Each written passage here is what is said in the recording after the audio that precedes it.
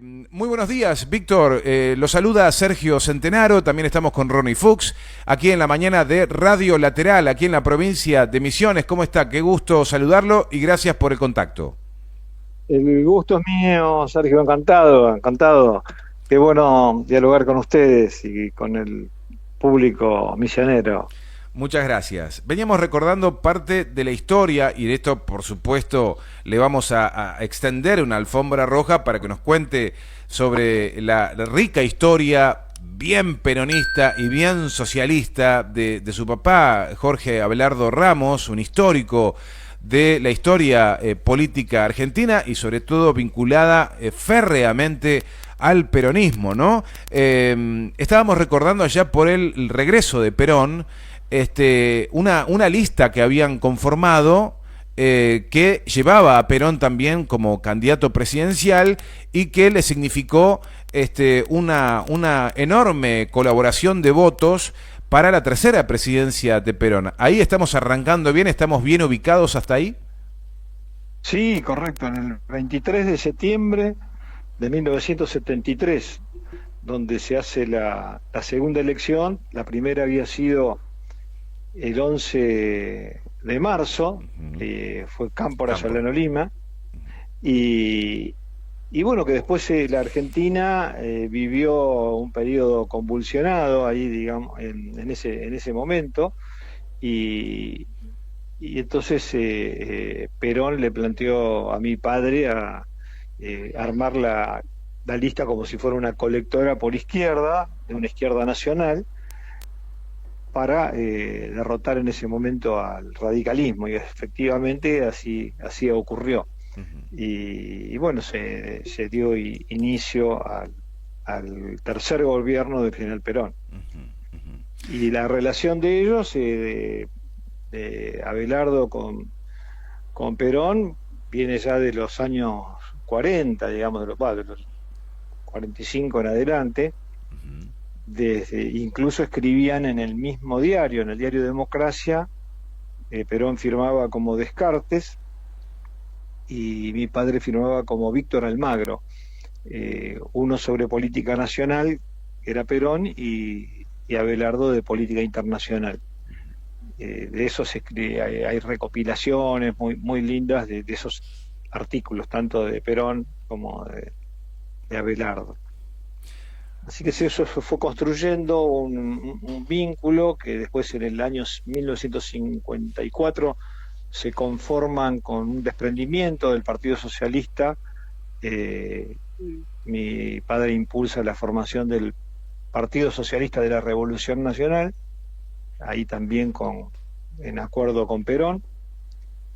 Y bueno, ahí se dio una confluencia de fuerzas que no fue lo suficiente para enfrentar, para derrotar a los golpistas de 1955, que, como recordará la audiencia, bueno, fueron bombardeos y fue un golpe muy sangriento el del 55, con Rojas, Aramburu, Lonardi y todo ese sector, digamos, del ejército oligárquico. Absolutamente. Así, así que bueno, y ahí se fue construyendo un vínculo político que continuó, digamos, en los años de la resistencia peronista, en España, y que culminó en esa fecha que vos recordabas al inicio del programa. Ujú, ujú, ujú. Bien, a ver, Ronnie, no sé si estamos bien con la identificación, la fotografía. Vamos a identificar bien. eh, no, te iba a preguntar también, Víctor, te iba a preguntar que formaba parte ni más ni menos que de enormes figuras que tuvieron que ver con Forja, ¿no? Los forjistas. Estamos Sí, hablando ni más ni menos que de Pepe Rosas, de Hernández Arriegui, de Arturo Jaureche, Raúl Scalabrini Ortiz, es decir, un grupo que durante 4 décadas bueno, plasmado el pensamiento nacional para tantas generaciones, incluso hoy en día, ¿no? Recurrimos a este conocimiento, a este pensamiento, a estos libros, para no perdernos de la huella. Sí, ahí, como bien mencionas, se fue conformando a lo largo del tiempo y básicamente te diría, en el periodo, digamos, del peronismo, un movimiento de revisionismo histórico, porque, digamos, la historia oficial hasta ese momento era la historia de Mitre, de Bartolomé Mitre, que con su visión porteña, absolutamente aliada y colonizada al imperio inglés, daba una visión de nuestro pasado, eh, con una visión absolutamente colonial, eh, donde se despreciaba lo criollo, se despreciaba el interior y se admiraba a las otras costas del Atlántico, llegando a París y Londres. Esa era la visión que había de la historia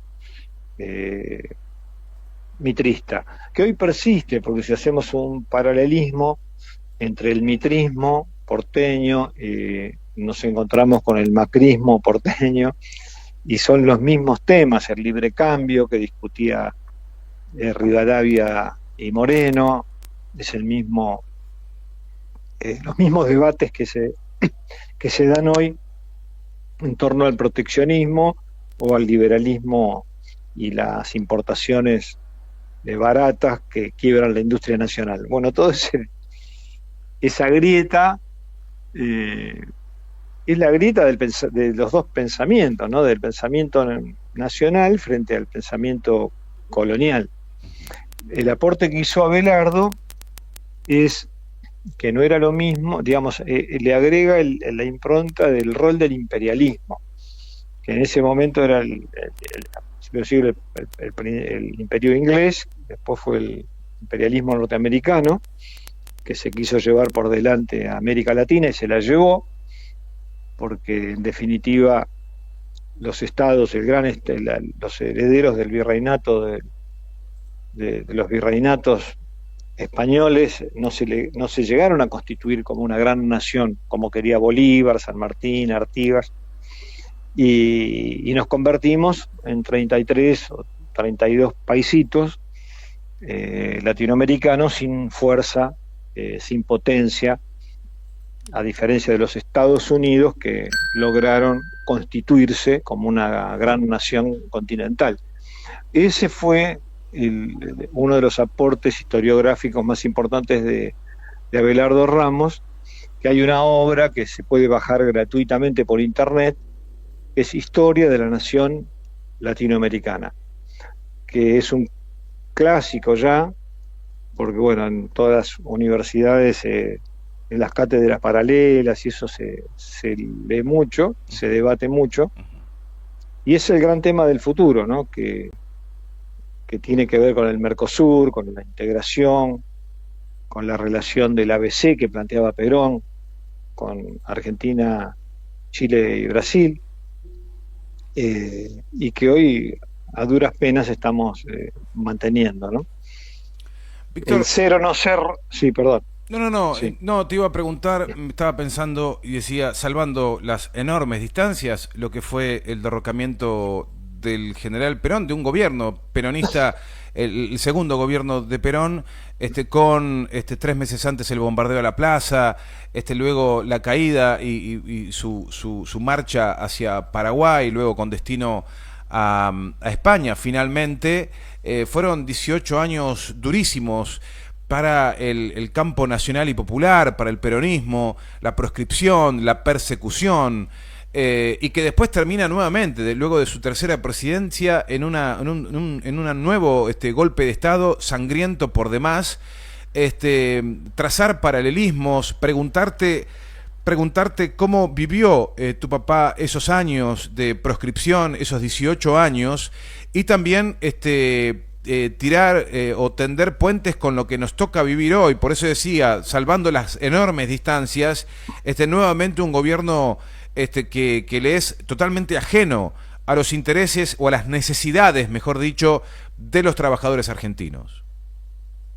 Bueno, tú lo has dicho cuando nombrabas a los pensadores de Forja, ¿no? Arturo Jaureche, básicamente Jaureche y Ramos son los que plantean en esos años ya la política de penetración cultural y, y plantean un imperialismo cultural y pedagógico, la penetración pedagógica, que hace que, en este caso, como llevándolo ahora, muchas personas voten contra su propio interés inmediato, como el voto a Milei de sectores populares, que es como pegarse un tiro en el pie uno mismo. Entonces eso se debe básicamente que se ha creado un sector en la sociedad argentina que, que digamos, o sea, recibimos por los medios de comunicación, por Netflix, por toda la batalla de las redes sociales que se da, una batalla muy desigual, donde el imperio eh, es increíble. Por ejemplo, cualquier serie que vos ves digamos, europea o norteamericana, tienen finalmente una apología a la tortura y al imperialismo, todas. O sea, el bueno, entre comillas, tiene que agarrar a las trompadas al malo para que confiese dónde estaba la bomba y salvar al mundo. Eso es el argumento de todas las series que vemos, donde hay una apología a la tortura y bueno, y ponen al terrorismo como cualquier elemento que sea crítico al sistema, pasa a ser terrorista y es catalogado de terrorista por el sistema mundial, y sobre esa base es que damos una lucha muy, muy, muy desigual. Pero en este caso, en la Argentina, me parece a mí, se han pasado, y con el tema de Milei se pasaron de rosca, y esto conduce inevitablemente a un fracaso absoluto que, bueno, que ayudará a rediscutir a los pensadores nacionales, rediscutir la Argentina que queremos, la Argentina inserta en un amplio, en un amplio, en una amplia constelación de países, ¿no? Yo te decía lo de Estados Unidos, que eran los Estados Unidos de Norteamérica, y nosotros somos los Estados Unidos del Sur. Y bueno, de eso se trata, de constituirnos con un espacio geopolítico más importante. Y eso es desde el pensamiento de estos hombres, ¿no? ¿Cómo era la relación de tu papá con John William Cook? No era buena desde el punto de vista político, sí era cordial, pero William Cook, digamos, en la época de la resistencia se suma al Partido Comunista Cubano, o sea, se suma digamos, al ejército cubano, y abandona un poco lo que serían las banderas del peronismo y de Perón. John William Cook fue el delegado. Si vos lees la carta que Perón le hace en el 55 a John William Cook, es impresionante, porque lo designa delegado con todos los poderes políticos, y John William Cook los dinamita porque, bueno, se vuelca al marxismo, digamos, y abandona el peronismo, y abandona. Esa es la realidad. Esa es la realidad, que termina, digamos, distanciado de Perón. Le ofrece ir a Perón a Cuba, digamos. ¿Y cómo es? Ajá, ¿y cómo es el...? Sí, recuerdo eso. Recuerdo esas durísimas cartas, esos cruces tremendos de cartas entre Cook y Perón, las recuerdo. Y te pregunto, tu papá, cuando él tiene la tendencia del socialismo dentro del peronismo, ¿cómo marca los límites con el marxismo?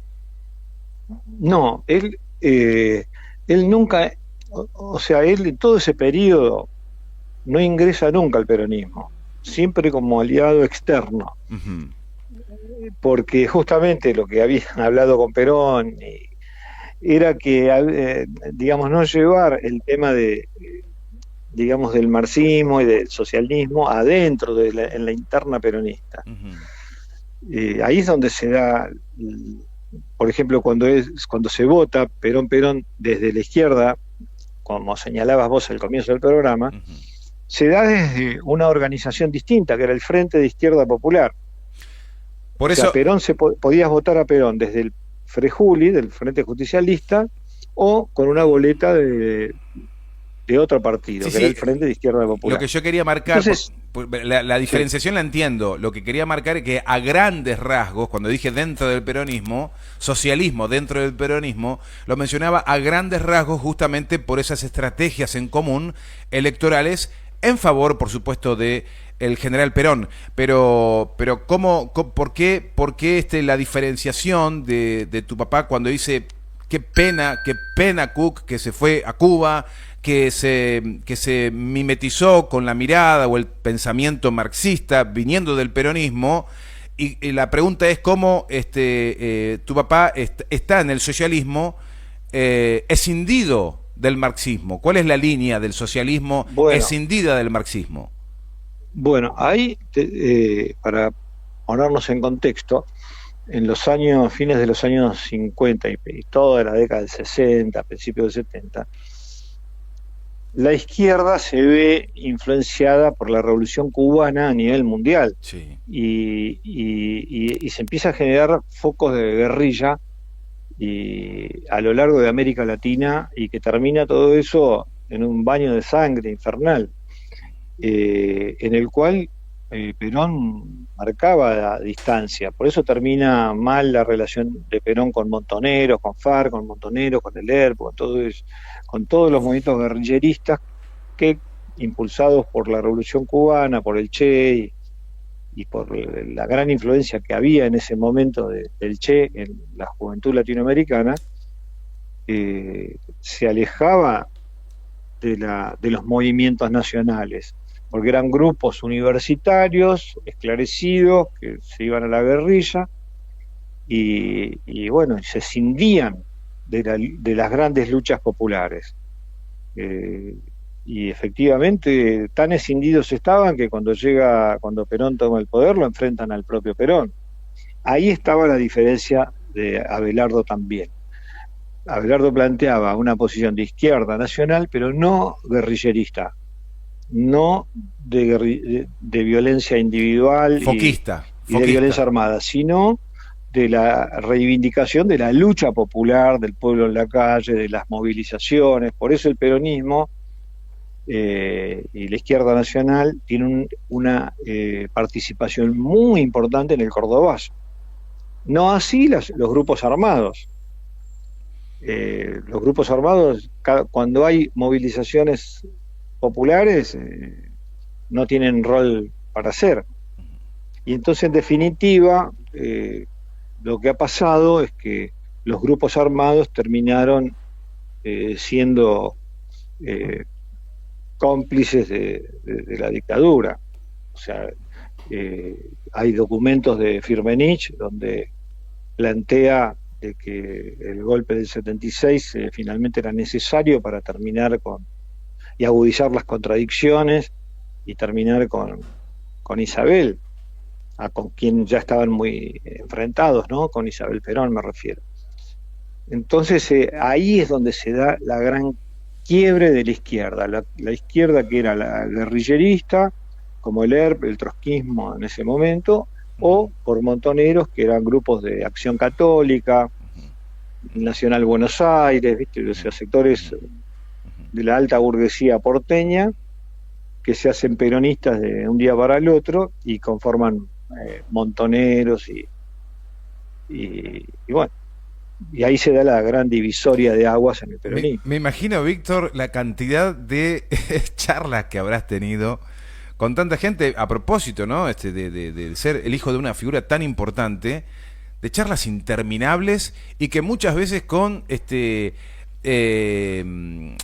con conversaciones que finalmente tienen que ser interrumpidas porque no terminarían nunca más, ¿no? Porque realmente es muy interesante y hay tanto para decir y tantas formas de ver la historia argentina que, claro, habrás quedado muchas veces preso de charlas de gente que Sí, sí, sí. enterados de quién sos, se fascinan y quieren, viste, conversar y muchas veces debatir, etcétera, etcétera.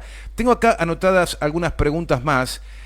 Una tiene que ver con tu mirada sobre los gobiernos de la llegada de Néstor y Cristina.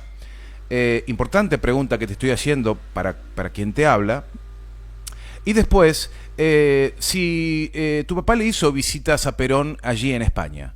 ¿Y cuántas? Sí, en torno a lo que me preguntas de Néstor y Cristina, bueno, naturalmente para todos lo de Néstor fue una epopeya, porque realmente eh, resultaba increíble que viniendo de una provincia tan chiquita, ganando con un estrecho margen de votos, condicionado por Duhalde, que era digamos, un peronista más conservador, lograr hacer en 4 años las transformaciones que hizo y que tuvo la suerte de que estuvo acompañado de gobiernos latinoamericanistas a lo largo y ancho de la patria grande y generó un movimiento de cambio nacional y popular muy importante. Eso en cuanto a Néstor. Yo lo separo un poco de Cristina, que si bien, bueno, es un matrimonio, pero para mí, digamos, el gobierno de Cristina estuvo más cerrado, más influenciado, digamos, por los grupos de la cámpora, de la izquierda peronista, justamente la que mencionábamos hace un rato, viste, vinculado a lo que fue Montoneros, reivindican, vos fíjate, ponen el nombre de Cámpora, que Cámpora en ese periodo del 11 de marzo del 73 fue el principal aliado que tuvo Montoneros en el enfrentamiento con Perón. Entonces Cristina para mí le dio un matiz más sectario a su gobierno y bueno, y tengo un pensamiento crítico hacia Cristina en cuanto a lo que llegamos, ¿viste? Con su conducción política. Eh, Pero digamos, diferencias la gestión de la conducción política. y sí, sí, claro, naturalmente, pero bueno, la conducción política es la que determinó que estemos hoy donde estemos, porque si hacemos una autocrítica profunda de la responsabilidad política de cómo está el peronismo y el movimiento nacional, para ser más amplios, bueno, caemos en Cristina, porque es fácil ahora echarle la culpa a Alberto Fernández, ¿viste? Pero bueno, hacemos, bueno, ¿quién lo puso? ¿Quién lo trajo? ¿Quién es el bueno? En fin, y de todo eso no quedó nada, ¿viste? No quedó nada. No quedó nada después de 2 periodos de gobierno y bueno, hay que reconstruir el movimiento nacional nuevamente. O sea que mi espíritu es crítico hacia Cristina, digamos. En cuanto a la conducción política, bien marcás vos, en cuanto de su gobierno. Bueno, su gobierno realmente fueron importantes y estuvieron enmarcados en la tradición del nacionalismo popular. O sea que rescatás entonces la gestión en el conjunto de los gobiernos de Néstor y Cristina en materia de gestión han proporcionado, a tu juicio, un crecimiento a los argentinos y separas allí la conducción política hacia la que tenés críticas, hacia Cristina. Bien, y las visitas a España, ¿en qué número se produjeron de tu papá llegando, si fue recibido, si tenés información de las conversaciones, de cuál fue el recorrido que hubo ahí en ese intercambio, ¿no? con Perón? Sí, sí, digamos, ahí hubo varios encuentros y el tema central era la resistencia, cómo trabajar y cómo organizar a los compañeros desde la izquierda nacional, desde el movimiento obrero. O sea, mi padre tuvo mucho que ver en su momento, en los años atrás, en los 40, en la conformación de la UOM, en la Unión Obrera Metalúrgica. Él con otros compañeros de la izquierda nacional. Y entonces había un vínculo muy grande con las 62 organizaciones. La pluma de Abelardo fue la que escribió distintos documentos de la época de la CGT y de las 62 organizaciones peronistas. Después hay mucha correspondencia que está publicada, se la puede ver en internet, porque en Córdoba se generó un gran encuentro estudiantil y desde la izquierda nacional por primera vez se gana la conducción de la Federación Universitaria Argentina, la FUA, con estudiantes de todo el interior del país, derrotan al Partido Comunista y al PCR, el Partido Comunista Revolucionario, y gana por primera vez la posición de la vuelta de Perón, de la posición de elecciones libres, sin fraudes ni proscripciones. Entonces hay una serie de cartas entre Perón y mi padre hablando sobre ese tema puntualmente, cartas muy lindas e interesantes. Después hay también como historiador, Abelardo encuentra una conferencia secreta que había hecho Perón en 1953 en la Escuela Superior de Guerra, donde habla sobre, Perón cuenta a los altos oficiales, en una conferencia secreta, ya te digo, cómo había sido la alianza frustrada con Getúlio Vargas con Brasil. Y esa conferencia secreta es impresa en fotocopias numeradas para los asistentes, y una de ellas fue publicada en parte en Uruguay. Y es una conferencia espectacular. Pasaron años y mi padre la detecta, esa conferencia, y la publica, y Perón hace el prólogo, también mi padre, explicando el contexto de esa conferencia, que es realmente increíble por los detalles que cuenta Perón de los problemas en que se vio envuelto el presidente Getúlio Vargas, que para los que nos escuchan, Getúlio Vargas fue como un Perón en Brasil, digamos, sí, ¿no? Fue líder del Partido Trabajista, que hackeado por el imperialismo, hackeado por la oligarquía paulista, finalmente se suicida.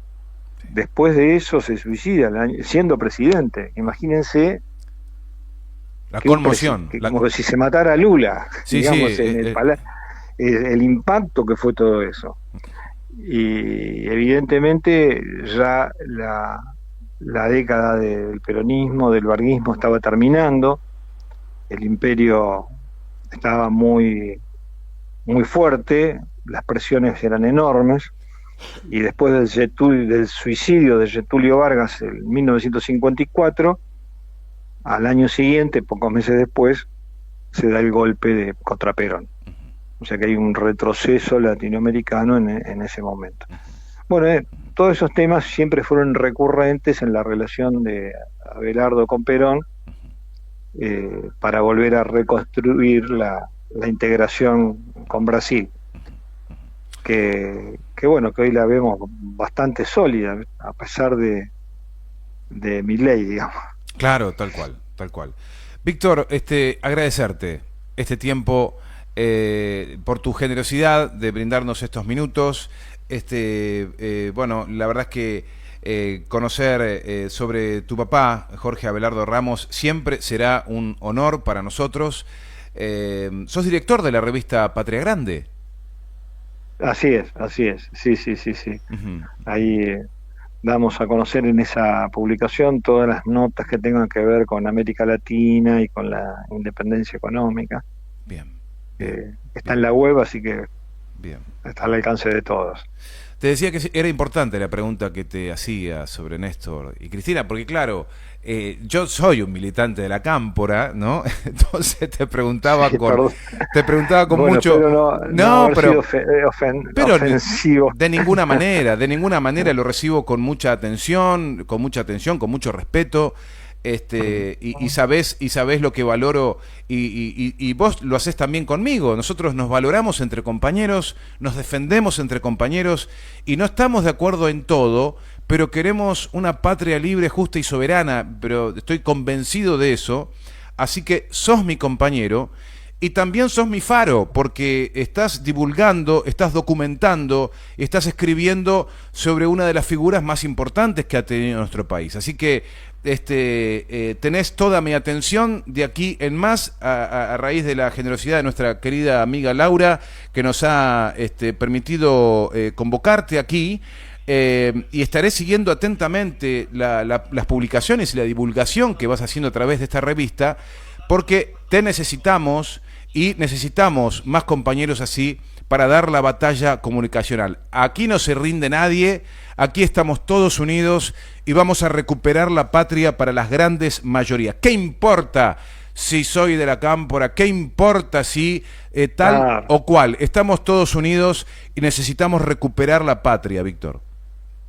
Así es, la verdad que no ha sido muy claro y lo comparto 100%. En este momento, imagínate, está sin máscara los saqueadores de la Argentina al frente acá en Plaza de Mayo. Están sin máscara alguna los jefes de la mesa de dinero, de la usura, eh, y no tienen ningún problema en decirlo, es increíble. Así que sí, tenemos que estar todos unidos y encontrar el camino nuevamente para una patria justa, libre y soberana, como diría el general. Así es, Dios lo permita. Víctor, te mandamos un abrazo caluroso, revolucionario, respetuoso, agradecerte estos minutos y ojalá en este año podamos volver a tomar contacto. Tenemos tanto para hablar, ¿no?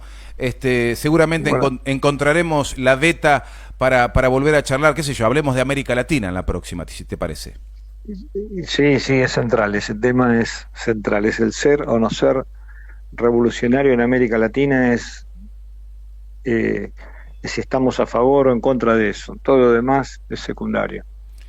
Te mandamos un abrazo grande, Víctor, gracias. Hasta pronto, Sergio. Muchas gracias. Hasta pronto. Víctor Ramos, qué lujo que nos hemos dado, qué privilegio poder conversar con este gran hombre, porque